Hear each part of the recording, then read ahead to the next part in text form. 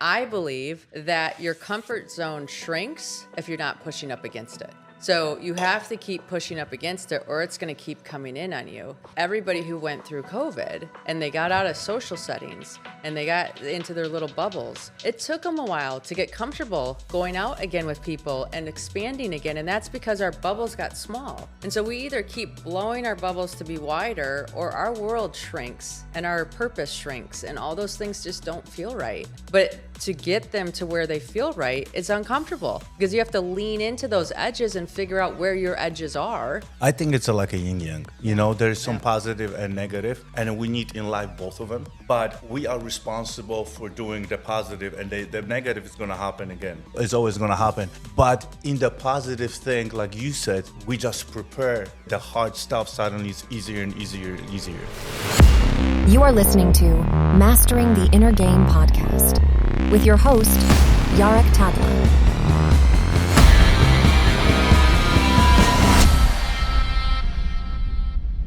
Hi, this is Jenn Drummond. I'm visiting my friend Jarek Tadla today, and we are doing a conversation and converting this into a podcast so you have lessons to learn from. A little bit about you. I got very impressed with your past and what you've done. And we talk a little bit about it, but what was the reason that, because you have a Guinness record for first woman getting the summits, but you picked the hardest ones. Not, I love what you said, like when we talk over there, outside, I love what she said, is Mount Everest, anybody can do it just if they have money. And she just said it like, whatever. I'm like, I'm getting goosebumps. You said it. I was like, it's what are we going to talk about? Because it's Mount Everest. Yeah. And walk me through like the way you picked it and why the journey. Just walk me through how it started. Like, please. Yeah, no. So I survived that horrific car crash that should have taken my life and didn't. Shortly after that car crash, a dear friend of mine died running on a trail when it was wet out. And so this concept of death and danger and risk just got skewed in my mind, I would say. And I realized we don't get to choose when we die, but we sure get to choose how we live. And was I really living? So I started this bucket list of who am I and why am I here and what do I want to do with my life and what are all these things that I'm interested in? And on that list was climb a mountain. And so I was looking at a mountain named Ama de Blanc. My son raised the stakes and said, I think you should climb Everest, because to him, Everest was the hardest mountain in the whole world. I think that's an important... Well, it's not only to him. I think it's to everybody, people that don't because know. It's the highest doesn't mean it's the hardest. Exactly. And you really minimize it. Like you make me feel like, no, if you have money, you can do it. I'm like, okay. I have money, I can do it. You can. I'll help you. I'll get you to the top. But it's interesting because, like, we're in Miami at your gorgeous home right now. It's cloudy, but you can see outside and you can run the boat down all the waterways. If there was a huge storm and it was blowing sideways or whatever, that same path is a different feel because it has a different experience. So I think with Everest, if you can hit that weather right, it's like walking up a mountain with sunny weather. If you hit that weather wrong and there's snow blowing sideways and all the different things and tents are ripping and all the stuff, that's a different experience. Isn't it how is life? It is how life is, right? That's what I'm saying. Like, this whole thing is there's so many different, we all get different experiences with what weather comes our way. But I think in life, it's like we prepare for the worst, expect the best, and then the storm. Like I always tell them, like we're in the middle of the storm. God, when is it going to stop? When is it going to stop? And it never, ever stop. Like we have to evolve and we have to continue grow, and the growth never stopped.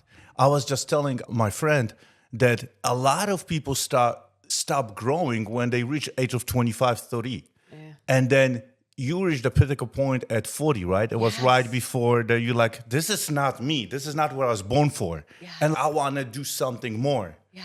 Okay. And what about you? Because when did you have your aha moment of I'm meant for more? Really, it was literally 4 years ago. Yeah. A few years ago, I realized I don't know anything about myself. That I went through the journey of life very fortunate. Even though I have a lot of, my upbringing was very hard, living in Poland and then moving here as an immigrant. And it was very difficult, but I always expect that's what it has to be. I didn't realize I was born because I didn't know who I am.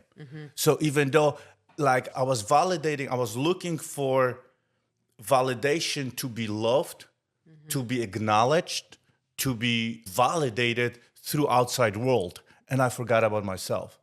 So I really, my wake-up call was 2-3 years ago in my bed when I had depression, bottom of my depression. And again, I realized through the pain how much I have to do and what I have to do. And I didn't learn anything from the successes. We love to get a success, to achieve anything that we put our mind to and to get there. But we talked about it before outside. And it's hard to say to people, I want to get there. Like I'm telling people, you want to get there the later the possible. Because the second we get the shortcut, which by the way, you just give me shortcut to Mount Everest, it's like you have money, then you show me a shortcut.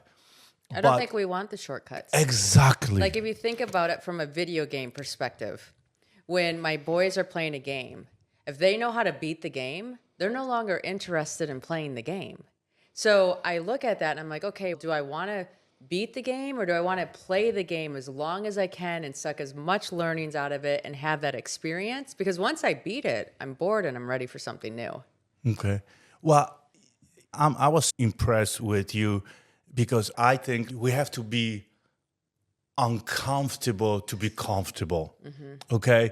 You definitely it's not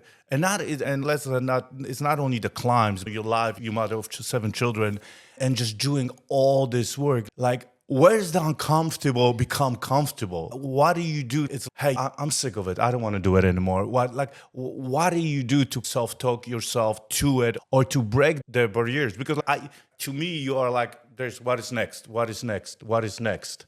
How do you talk to yourself? Like, how does your self-talk looks when you're hitting those shit? I don't want to do this anymore. I'm sick of this, kids. I'm sick of this. I'm like, See, I know when I'm climbing a mountain, and the mountain's metaphorical for everybody that's listening. Exactly. That I'm going to have moments where I'm like, why am I paying to do this? Right? Like I have friends that are going on cruises in Hawaii, and here I'm paying the same amount of money to put myself in an uncomfortable position on a mountain that could take my life. But I think you're going to get to these points wherever you are that doubt's going to creep in. And it's not that moment that doubt creeps in that you solve the problem. It's the pregame that you solve that problem. So for me, I knew, okay, I'm going to get to a point where I'm going to want to turn around on this mountain. But I know I really don't want to in my heart of hearts. Like I want to get to the top. So what are my tools that are going to help me get through that hard moment when it shows up? I don't know when the hard moment's going to show up, but I know the hard moment's going to show up. So for me, I put together a toolkit before I even went for the climb. And so I had a picture of my kids. Anytime it got really hard, I took out a picture of them. I looked at them. I connected with them. And I said, you know what? They're watching. They're my accountability partners. If they're watching me, am I doing things that would make them proud, that would give them courage, that would teach them bravery? So that was one of my tools. Another one of my tools was having a playlist. Like I had music that would put me into a good spot and get me pumped up again and be ready to go when things got hard. I had friends and family write me letters so that when I got into a dark moment, I could look at those letters and they could remind me who they view me as. And I could step into those traits and those possibilities. I even brought essential oils. Like I had this smell of oranges because I remember coming to Florida and having orange juice fresh squeezed with my grandparents on vacation. And I'm like, okay, I'm in this horrible, harsh, crazy environment. I'm going to bring out that smell of oranges and bring back that memory and tap into that energy. Wow. Yeah. So I just think you really have to have a pre-game plan for when the bad things are going to happen and use those tools when they do. But what about you? What do you use? I just love what you said. It's funny. We gotta define normal, but we pay to be painful. We go through the pain. But I think what it does, like, I love what you said. People pay to get on vacation, and we just pay to go through the pain. But I think when we're learning that we are the resilience. Then when something really hard happens in life, to us is easy. Versus somebody who sits on the sofa, does anything, it's every little thing. It's a humongous problem, and for us, for somebody, it's a really big deal. To us, it's it's a regular Tuesday in Miami. You know what I mean? When I was a little kid, I was a swimmer. I was 6, 7, 8 years old, and I was swimming 6 hours a day. I never complained about it. Yeah.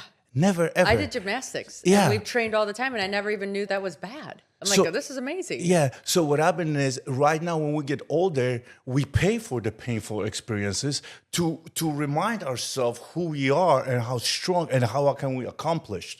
And we have to, it's never get easy because it's just the bar gets higher and higher. And then I know there's an audience that's going to say, so when is it going to stop? Never, ever.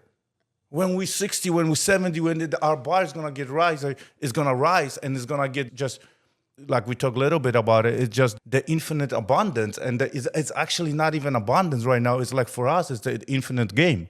It's an infinite game. We And both here's start something that is new for us. Yeah. And thank you for coming to my house and doing the podcast. But it's both of it, it's a new thing. Yeah. And we just want to share it. Yeah, we definitely want to share. And I believe that your comfort zone shrinks if you're not pushing up against it. So you have to keep pushing up against it or it's going to keep coming in on you. And everybody who went through COVID and they got out of social settings and they got into their little bubbles, it took them a while to get comfortable going out again with people and expanding again. And that's because our bubbles got small. And so we either keep blowing our bubbles to be wider or our world shrinks and our purpose shrinks and all those things just don't feel right. But to get them to where they feel right, it's uncomfortable because you have to lean into those edges and figure out where your edges are. And sometimes we push over them and sometimes we have to recover from that. I think it's like a yin yang. There's some positive and negative, and we need in life both of them. But we are responsible for doing the positive, and the negative is going to happen again. Negative's always going to happen. It's always going to happen. But in the positive thing, like you said, we just prepare the hard stuff. Suddenly it's easier and easier. I really do believe that the storm never stops. There's always something, and we have to be prepared and being aware of it, that a lot of stuff we have no influence on. The only people that have influence on is ourselves. Because when you climbing, and again, we're talking about mountains, but it's so huge because it is in life. Yeah. If there is a mountain, like you look at for somebody finish the high school, for the kids finish the high school, it's Mount Everest. It's I'm done. I'm 18. I'm living. I have 2 daughters, 18 right now. I'm free. Oof, you've just. This is you know what I mean. But that's in everything in life.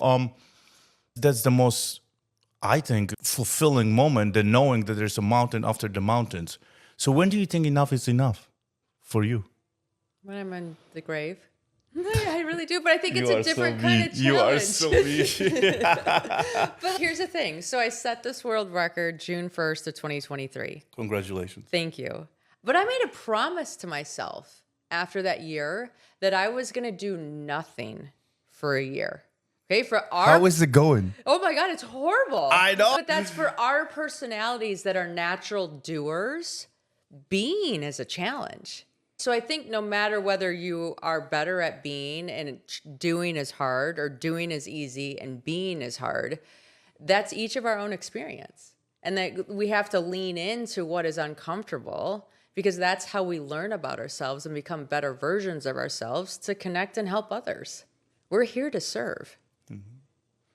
And that's the infinite game that we just talked about. Yeah. So I love the game. Give me the game every day. I'm here for it. mentally, when you have these negative talks, like you think of the kids, you think of all the accomplishments and the positive, but there are days, there are dark days. Yeah. Totally. Like I have dark days, and sometimes it's like I just want to get through it because everybody thinks it's like this is when the bar is so high, it never stops. You know, walk me through the biggest pain you have in your life. I struggle with probably the emotional and mental game because I'm always just wanting to be the best version of myself. And in the beginning, when I was learning how to run my mindset better, I actually would put an alarm on my phone. So every hour, an alarm would go off on my phone. And when that alarm went off, it was for me to check in with myself. Am I doing something that's benefiting me? Am I having negative self-talk? Am I being authentic? Like, it was just this moment of bringing awareness to the situation. Because I think during our day, we can get into autopilot and all of a sudden we're just going and going. So I'm a huge fan of disrupting. I want to disrupt my pattern. I want to disrupt my pattern of being myself. I want to disrupt my day. And then after a while, and you do that, you start getting good at it and you start identifying it yourself first. So here's an example. I went on a climb. And when I'm on a climb, I'm brushing my teeth out in the wilderness, right? There's no mirror. There's nothing. I just get to look at the beautiful world and I'm having a great time. I came back to the United States and I'm in my bathroom and I'm brushing my teeth and I'm looking at myself in the mirror and I am saying horrible things. You didn't sleep enough. You look like crap. You need to get your eyebrows dyed, all the things. And I only recognized it because 2 days before I was doing the same activity, but I wasn't looking at myself and I was taking in the world. And so when I came back and I listened to myself, talk to myself in front of the mirror, and I'm like, if I don't know how to pump myself up, who else is going to? And so in our house, we implement this thing called the toothbrush talk. When you're brushing your teeth, you are only allowed to say positive things about yourself and your day and what you want to achieve. And that's like a 2-minute talk twice a day, right? When you wake up and when you go to bed, game changer. Wow, I just got goosebumps. Right? Wow. Yeah. Because how do you do it? How do you check in and make sure that your talk is good? what happened is, for me, my entire life, I talk to myself like shit. Mm-hmm. Because I have other expectations from myself. And where do you think those came from? Childhood. It was the childhood. Because remember, that's what I was going to ask you. When do you develop this? We were raised by the coaches, by the teachers. Even I'm a parent right now, so I know how much I don't know. Yeah. When I thought I'm the best father ever, I realized that's what I thought because I was programmed from the software that when my parents, my grandparents were doing it. So I was doing good by their standards, by their standards. Mm-hmm. The world is changing and I didn't know any better. Right. I thought I'm doing the great job. You know what I mean? My parents like that. My kids were like that. I want to do this. I don't have time. I just finished 100-mile bike ride. I just had a hard deal. I had a horrible conversation. This is just leave me alone. This is, let's say, this it was in this house, but let's say this is my me time. But then my me time was always like all the time. And when my kids were or were complaining, I'm like, look at the way you live. You have everything. Like I didn't have that. And my kids, they didn't care about this stuff. And it took me years to realize they want me. Mm-hmm. The love language is time with dad. Mm-hmm. And I'm like, look at it. And my role model was my father. They never have done anything with us. And then the grandparents. So it was like, I thought, I'm doing pretty good. Yeah. And then I realized how much I don't do shit. Yeah. I'm like horrible father. So the self-talk, I don't allow myself. So I don't have a 2 minutes talk. I just like the second I start talking to myself, I'm not worthy. Like I go to grace. I'm like, thank you, God. And what's funny, like I was telling, there was a time that was like, why me? And now I just thank you, God, for the grace, for giving me the opportunity. And I really go outside my head because the devil lives in our head. Mm-hmm. And all the good decisions happen from my heart, from my soul. So I reconnect. It's okay, I'm going here. And then and here devil always wins because he's got the power. So I just go and I meditate a lot. And I have even a minute meditations, like a 2 minutes meditation. Even if I'm like I'm on the phone doing a business deal, I purposely drop the calls. Nice. Because I'm like I'm getting the anxiety attack. Yeah. So I'm feeling the anxiety. So I know I'm gonna hurt. It's like a timeout in a basketball game. Yeah. So I'm gonna hurt my kids. I'm gonna hurt my parents, my fiancé, my people that I love. I know I'm gonna hurt. So what happened is then I have to reconnect because then like devil gives me like you deserve this. I don't deserve anything. Mm-mm. I was on this world to serve, not to take, not to. If I don't serve as an example, then I have to just constantly reset myself. Yeah. But I will definitely do the 2 minutes talk because I don't allow myself the negative talk. I really changed the negative talk because that's how I talk. But I just like from the conversation from you, and I don't talk to myself positively. Yeah. But I think because I was always scared that, oh, who you think you're gonna be? You know what I mean? No, I think I used to have that too. That's bragging, or that's like taking your ego into account or whatever. But then when you really surrender to the fact that God made us, Surrender. and I surrender to the fact that God put me here, and I'm honoring him by being grateful for the life he gave me, and being grateful for the talents I have, and being grateful for the courage that I live to be able to walk those talents. He didn't put us on this earth to not own the significance that we are. We're significant beings because of him. And I love that you meditate, and I love that you say, hey, I'm getting out of my zone of genius, so I'm going to hang up the call. How do you notice when you're starting to head down that path of negative self-talk? Like for me, I'd be talking for a while and then I'd catch it, but now I can catch it a lot faster. A lot of time when I say meditate, I meditate and pray. So Okay. that's a two thing, or just go to the Bible for a quick read. But it's funny, and it truly, it goes in my head. I never experienced anxiety. I went through life till the accident. I was 46 years old. I put everything on the carpet. Mm-hmm. So anything that hit me, I was unattached. Mm-hmm. But because I was unattached, because I built the bunker around me, I did not allow any emotions, any feelings. But guess who became completely unattached emotionally and feeling? Me. You. And I was hurting everybody around me. Mm-hmm. So now suddenly, when I started learning the words, anxiety, depression, anger, the only thing I knew, happy or angry, that's it. Yeah. So I started experiencing, so I feel it like, hey, I'm in the head, and sometimes I'm in my head too long. I don't know how long it lasts, because it might last 10 seconds or might last half an hour. This is just too much. When I go through the pain, because at the end of the day, it's healing. I don't want to go a little bit deeper, but we forget to love our inner child. We want to heal the inner child. Yeah. The problem is I'm getting goosebumps, shit. No, we don't want to heal the child. I don't want to heal little Jarek. Little Jarek brought me where I'm at. I want to love him. I want to show him the love. I want to heal myself, the older version of me, so I can 10 years from now be completely bigger man and be more happier, fulfilled, and inspired. But I before I tried to fix everything. Yeah. And it didn't work. Yeah. And now the problem is I'm going to love the little Jarek, heal myself, but just heal the little Jarek, and love little Jarek and the inner child, and then everything else just comes out.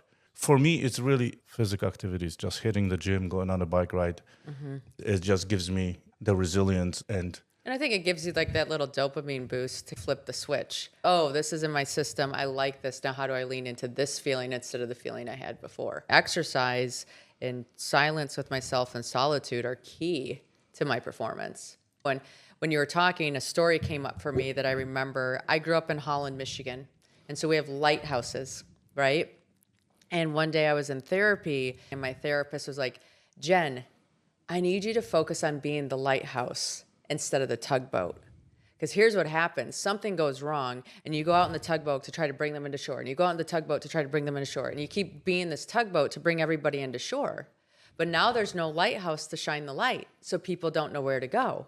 So if you can learn to just shine your light and trust that your light is going to be bright enough that the people out on their boats are going to be able to come into shore from you shining your light. You do not need to be the tugboat to bring them in.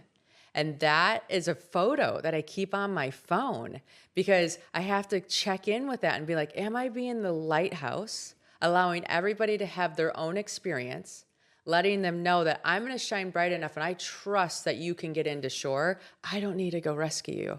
And that's a shift. Because remember, saviors get crucified. I know. It's true. Yeah. So that when we work on ourselves and the bigger vision, then everybody around just comes and stay, and they're looking for our light. Yeah. And everybody, it's not only us, everybody has the same thing. Yes. But what happened is we don't give ourselves credit. You know what I mean? There's anybody that even is going to listen to the podcast. They have so many people look up to them. So many people they inspire.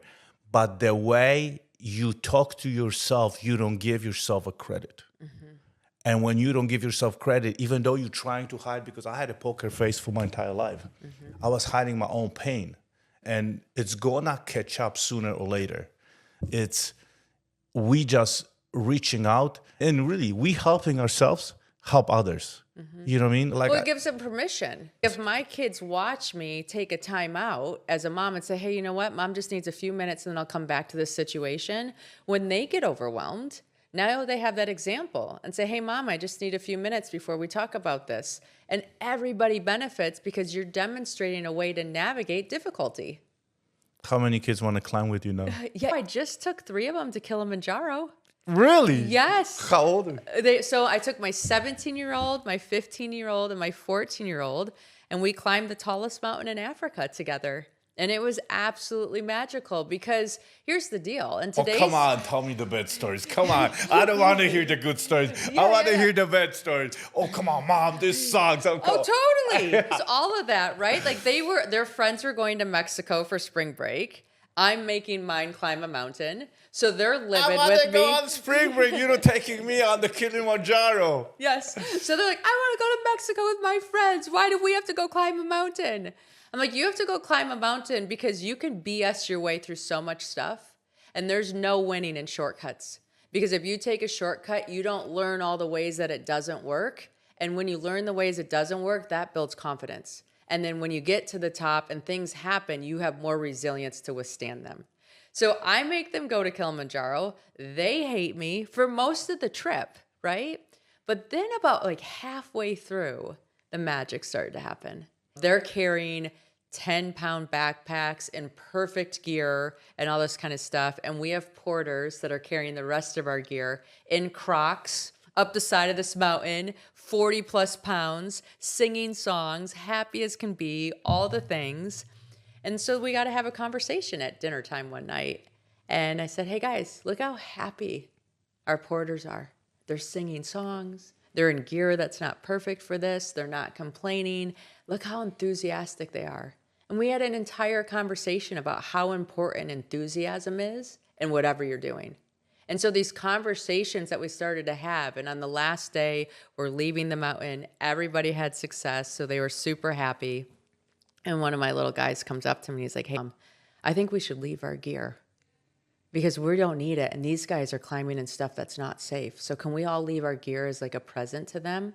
I didn't even have to say that, right? They come up with this stuff because they're living it, witnessing it, and experiencing it, and have the space to decide who they want to be and how they want to impact. So we left all of our gear and we had a great experience. Now, we went to Mexico the next spring break, so everybody was happy, but we did both. And I think life is both the hard and the fun, but you can't do one without the other because you get burned out or you get depressed or you get exhausted. Did you notice how people have the least, they give the most? I know. It's like you go to those countries and like those people that literally don't have anything, and you see the smile, and and instead of us, like we are spoiled in this country. I'm immigrant. We have access to everything. Yes. You know what I mean? And then you look at the other people and you're like, and I'm complaining. And I'm like, I don't have enough. I want more. And it's funny. I always tell the same story to everybody. It's funny how billionaires and celebrity goes to the monks and Buddha, help me out, I'm unhappy. But the monk and the Buddha, they never come to them as help me out. It's not the other way around. You know what I mean? So it's amazing. But we got to put our situation in those scenarios that we are, again, being uncomfortable.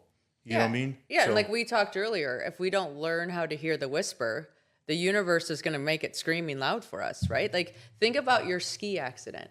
So you had a ski accident, you had all this tragedy, you're laid up for 6 months. How are you, like that's a sign. Slow down, figure this out. And if you can't, we're going to slow you down for you. I didn't get it. I did get the sign. Believe me, I did. It was completely. It's funny that I become a victim. Yeah. I blame everybody. I blame God. Okay. I blame everybody. Why me? I don't deserve this. If I knew this, I become a victim. When I become a victim, I become like very angry. Mm-hmm. You know what I mean? And it took me. That was the first emotional kind of, hey, there's something not right there. That was like you asked me. That was the first kind of like a wake up call. but it wasn't so hard that I learned the lesson. Okay. Because what happened is, again, I sedated in recovery. Yeah. Suddenly, like, oh, you have to do physical therapy once every other day. No, I have a PT 3 times a day. You know what I mean? So what happened is, again, my time was occupied, and suddenly I recover. I still did not learn any lessons. So sometimes if people are like a slow learner like me, I need a lot of kick in the butt in order to fail and feel the pain. Yeah. You know what I mean? No, and if we stop for a second and just think about that knowledge drop that you gave us, sedate, right? You sedated in over recovery 3 times a day. I'm not doing recovery all the other day. Like, you don't know me. I'm going to over recover. And a lot of us sedate in different ways. We sedate in our work. We just sedate in being a mother so that we hide in what it's like to be a mom. And so we don't have to face our own selves. Yes. We sedate in over exercising. And it isn't really until culture starts challenging you, when you start to sedating with alcohol or drugs or different things, that all of a sudden now we have an issue. Yes. There's issues before. A lot of people sedate in food. Yes. So just everybody that's listening here right now, just take a moment and sit with yourself and ask, are you sedating? And what is your drug? Because there's a lot of them out there. Or what are you hiding from? Yeah. Yeah. And it's funny, like when we talk about it outside, that when we sedate with something that is approved by society, suddenly you're good. Of course, it's encouraged. It's encouraged. As look at him as a father, look at her as a mother, look at they did this, and they don't realize how much damage in the other, because I didn't want to go there, but I guess we're going there, because I hide so long. I just hide it so long, and the damage I carry from the childhood through my adulthood, and then if we don't figure out, if we don't get awakened, and then we carry the pain, our children, and I have 5 children, our children carry the same pain, because they see that's what, that's how it was transferred. So my dad did this, my mom did this, and they carry the same thing. So if our job also is not only with the older people, but even with the kids, just tell the story so they don't go through the same footsteps. They don't go through the same thing. And I was going to ask you, like, if you go back, like, when does this, because my name of the book is Not Enoughness. Yeah. And I have the not enoughness from the childhood. Right. And I have to go deep when the not enough was not enough, just to prove the world. When do you think, or did you ever look at it, hey, because do you think we were born like that? Or we developed through, I don't know, kindergarten, in the school? I think about it a lot, I'm telling you. I really, this is like when I go with my own thoughts, I think about it. What age did I develop? Or I was born like that? Or it's why God gave me the gift? And tell me, like, do you think of that? Or Yeah, no, I've done a lot of work on myself. And one of the exercises that I've done is you go back in your history and you write down significant events that you can remember. And so you write all those down, and when you start looking at those, you can see where you're still playing victim, right? And I didn't realize, like, how many little things I was playing victim, and I was hiding, which I truly think we're hiding from not enough. Like, there's something in us I really can't be this important or this significant. But we are, and that's not bragging. That's how we were made. But for some reason, we hide from that not enough. And if I look at some of the stories that I wrote or some of the things that I did, like, I remember taking piano lessons as a little kid. And if I messed up one key in the piano playing, I would start sobbing and crying. I'd get mad at myself or whatever. And then I have to go back and try to do that again. If I got a grade wrong in school, I mean, it was so significant that I could hyperventilate and have a hard time. And like all these things, like our mental manifests in the physical when you look back. So now I can go back as an adult and look at those stories, and I can reparent my inner child and be like, oh, this is what you needed to hear at that time that you didn't know how to ask for, you didn't know how to be aware of, or whatever. And I can try to recreate those stories and rewrite them so that it gives me my power back and it allows me to be more present with who I am today. But I think all of us have those. That's the human experience, is learning how to excavate our past and use that to become more present and authentic in our future. My biggest lesson with that is also,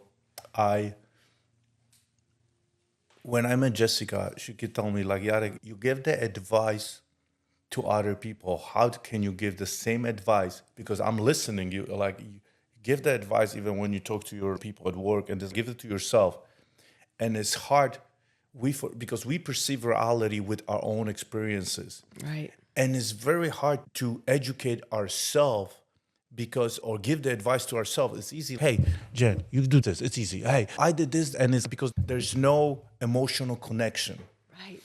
And what happened is, people ask me, like, in business, Jarek, how do you do this? I have no emotional attachment to money. Or I have no emotional to do the deal done. Like, I know how to disconnect. Yet in my own personal life, I cannot do that. It's hard. So I have to, like, literally, I have to step out of myself. Like, literally, I'm not joking you. Like, step out of myself and just advise. And then it's still how I perceive my reality. No, this doesn't, my brain is blocking, because of this. No, I'm like, no, just listen from the outside. And I have to be my second voice to myself. And sometimes I think, if people knew this, they would think that I'm, like, delusional. Sorry, guys. But you know what I mean? But I have to just step out of myself and just forget about myself, to just really go outside the box and just advise myself. And I'm stubborn. I'm not listening. I have to go through the pain. I have to learn the lessons. No, and even for me, to make me sound even crazier than you, I have many voices in my head, right? So a lot of times I have to just stop and say, who has the microphone in my head right now? Because if anger or sadness or victim or whatever that little person in my head is that has that microphone, I have to have another person say, okay, you've talked. We appreciate your opinion. Now I'm going to give the microphone to my cheerleader or to my mother or to whatever. And then I allow that voice to talk to try to balance everything out. And I'm sitting there thinking, really? Who does this? Is this how you really navigate life? But it's how it works for me. Yeah. I was calling voices. And lately, I don't call voices. I call Jareks. So I have a Jarek, the ego, because we need ego. Yeah. But we got to dance with ego, because ego can only hurt us, okay? And we have, like, Jarek the king, Jarek the imposter, the 3-year-old Jarek, I want this now. I don't care how I want it. So what happened is I got all those Jareks running. And then, because in each situation, now I'm like the observer, the witness, and I'm like, which Jarek do I use in this situation? You know what I mean? And now I try to use them to the best knowledge, so I know how to navigate in every situation. Yeah. You know what I mean? And sometimes the 3-year-old Jarek sometimes really serves me. I want this car now. And then the 10-year-old Jarek or 40-year-old Jarek got to come in. But we don't need this now. Like, why would you want it? Talk to me. And I talk to myself like a little child. Yeah. And it's okay. Or with the deals or with everything else. But I change it, like, with the voices, because, like, I have Jarek the imposter. Yep. Oh, I hate him. I'm not gonna call. Go to bed. Yeah, Don't ever come out. Yeah. You're in jail. So Jarek the imposter. It's like, he always screws with me. I call him devil. Yep. This is like, you have a good, you have an angel, you have a devil, and it's which one to win. But at the end of the day, when I surrender, that's what, like, when I surrender, this is not working because all these voices coming into my head. I'm like, okay, I'm done. What next? Yeah. So what next for Jen? Yeah, what's next for me? I'm alive, right? I just published a book. You have a book. Just so you know, out. you are alive. Like, your energy, I love your energy. Yeah. I'm telling you, you are. Oh, thank you. Yeah, no, I'm just grateful for every day. My year is up.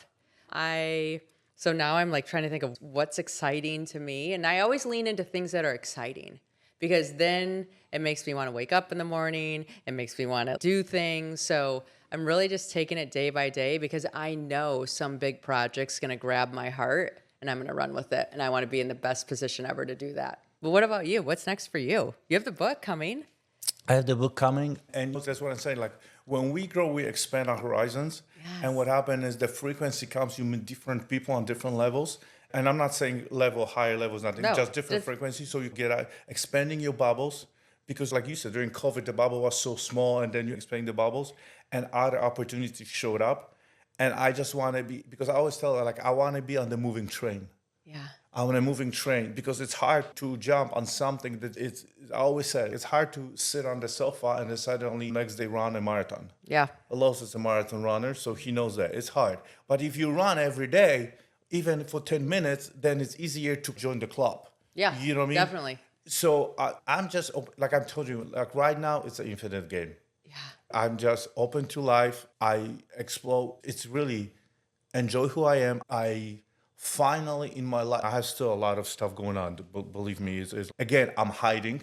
I just realized my office sit me down as Jarek, this has to stop because you, like even my CEO, she knows me for 25 years. She works for me. So I have 3 wives. Okay. Jessica, I have 3 wives. Yep. I have work wives. I have my assistant and Jessica.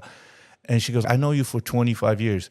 The second you go to the hyper focus, like everything else, it's gone. So I don't want to, we talk about sedation, but I still do it. Yeah, I think we all still do it, right? Because it was your winning formula for so many years. Like this formula got me to this success. And so learning how to let that go Yes. and still trust where you are, I think that's our life work. Yes, but you are definitely, my problem is you cannot climb 2 mountains. Nope. You can't. You cannot be here and here. You can only do once.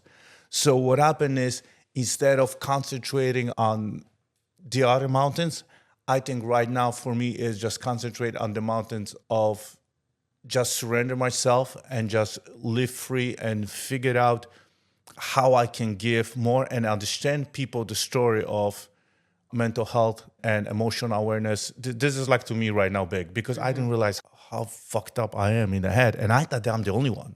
I thought that nobody else struggled with the thing. No, I think so. a I was lot. hiding. So I was hiding, and I was always like doing like when I was doing like 100, 120 miles bike rides, I was just going through the pain. And I really all the time I thought, what's wrong with me? I love the pain. I love the You burn. do. I You love kind of that. love it. No, it's you know what I crazy. mean? There's some of us that love it. It was any time that like you really stopped, you give up on something and then you regret it and then you did it again, or was anything in the life that you regretted? So this is what's interesting for me. Ever since that car wreck. So when the car wreck happened, this is a unique thing that happened. I flipped over a whole bunch of times, and an individual peeled back the windshield. And when they peeled back the windshield, we caught eyes. And when he looked at me, he's, "Are you okay?" And so I thought about it, and I looked back at him, and I'm like, his facial expression is telling me I am not okay. And I'm like, I don't even want to sit with that. So I closed my eyes, and I wiggled my fingers and toes. And I remember thinking, I can feel my fingers and toes. I can feel my fingers and toes. I'm okay. And I have used that scenario, I don't know how many times since then, but every time I've been on the mountain and it's been like, oh my goodness, what am I doing? What's happening? This is getting scary. I would close my eyes and I'd wiggle my fingers and toes. I'm like, I can feel my fingers and toes. I can feel my fingers and toes. I'm okay. Everything else is a story. And I think the world is going to tell us a lot that we're not okay. Only our internal compass is allowed to tell us that we are. And so we have to train the internal you compass, have to right? train That's what it. we have to do it on a daily basis. On a daily basis, you have to train that compass, and you have to trust it, and you have to realize, like, they don't have my experiences. No one has your experiences. Nobody has my experiences. So the only person that can truly answer for me is me. And you have to start doing it by little things. So you start building trust and faith in yourself. And then it starts becoming like, this is how I feel and this is what I'm going to do. So for me on the mountains, I've turned around on 2 mountains. I turned around on K2. I turned around on Mount Logan. We delayed a couple days on when we were going to start on a couple of mountains. I've always gotten really quiet on the mountain and checked in because I think it's a privilege to be able to climb the mountain. It's not because I'm here, I get to. And so I would check in with Mother Earth and be like, hey, am I allowed to be here? Is this where you want us? And so when you allow yourself to surrender to the experience and let it be different than what your mind wants, it's magic what shows up. Now, on these adventures, I've had friends lose fingers to frostbite. I've lost friends that have lost their lives to their pursuits. I've had everything and anything go wrong. That's a hard thing to sit with because I'd rather have it happen to me because I know how to manage it and I know how to shift it and change it. But when it happens to someone you care about, that's a struggle. And that's probably been my biggest challenge is just learning that's their journey. That's their story. That's their lesson, and it's not mine. And the only thing I can do is show up for them and let them know I'm here holding space and will be helpful. But I can't shift it. And that's hard because I like to shift things and make things easier for others and make We're fixers. We're fixers. Yeah. And so the mountains really taught me how to just own who I am and try not to be a fixer, which is challenging. Where do you think the people pleasing came from, fixing and people pleasing? Because I'm going back and forth with, that's what I'm struggling. I think we got feedback. Like it feels so good when you do something for somebody and they see you. So I think when all of us want to be seen. And when you do something for somebody and they see you, that gets addicting and then you want to keep doing more of it. But what are your thoughts on it? For me, I was my entire life people pleaser. Yeah. So it was taking a lot from me. Of course. Because I forgot about myself and I tried to fix everything. Yeah. And then I got to this point that it broke me and there was nobody. I have all this, I surround myself with great people. Don't take me wrong. After a period of time, but at the end of the day, I have to go to work. Mm-hmm. And there was nobody there to save me. I have great coaches. I have great therapists. If people knew how much money I spend on self-educating, like the coaches, therapists, and everybody, it's sick amount of the group. We don't want to say group part of it, like secret groups. It's sick amount of money, and this is not one. I have 6, 7 of them. Right. And it's just constant work and it's never-ending story.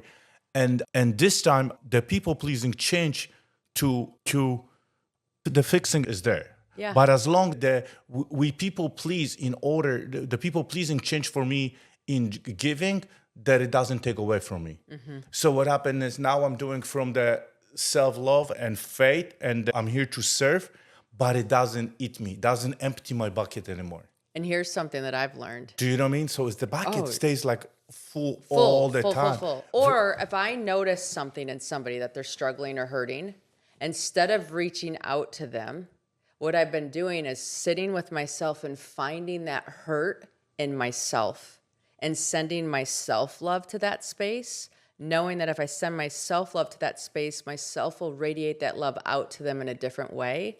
And so if I see something, that's the universe mirroring something that's missing that I notice. So if it's missing in here, for me to notice it out there. So I have to sit and fill it up here to help it fill up out there. That's where our kids are the biggest reflections, like a mirror. And we both had plenty, right? Yes, you have 5, and I have 7. What? Because what happened is they know, hey, this is, oh shit, that's what I got to work on. That's what does it mean. That's what it is. And suddenly, like, we realize that how much we have to. My kids are my best. They do this unconscious. You know that, right? Oh, yeah, no, it's just who they're here for. That's who and we're like, why this trigger shit out of me? Like, why does this Jesus? Let's go back. Let's revisit this. What is going on? What was going on in the past? What is going on? And it's figured out. Okay. Yeah.